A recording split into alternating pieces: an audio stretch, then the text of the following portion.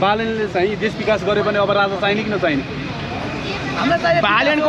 बालनको चाहिँ देश छैन त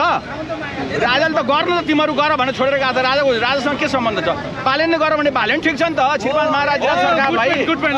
श्रीपाद महाराज ज्ञानेन्द्र सरकारलाई के मतलब छ बालेनले गर्छन् भने गर्नु उनको नि त देश हो नि होइन अस्तिसम्म तपाईँहरू बालेन शाह प्रधानमन्त्री हुनुभन्दा पहिला हजुर बालेन शाहले आर्मीको चिफ स्टाफबाट शपथ ग्रहण गर्नुहुन्छ राष्ट्रपतिबाट गर्नुहुन्न भनेर यहाँ आफैले भन्नुभएको हजुर त्यो त कार्यान्वयन भयो राष्ट्रपतिबाटै शपथ ग्रहण गरेर अहिले देशको शक्तिशाली प्रधानमन्त्री बन्नुभयो बालेन शाह हजुर यसलाई कसरी मध्यनजर गर्नु भएको छ अब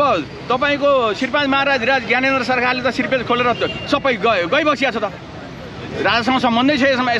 होइन त्यस कारणले बालेन्द्र सरकारले देशलाई राम्रो गर्नुहुन्छ भने उहाँको कार्यकाल सफल रहोस् 5 वर्ष कार्यकाल उहाँको ढुक्कसँग चलाइबक्सियोस्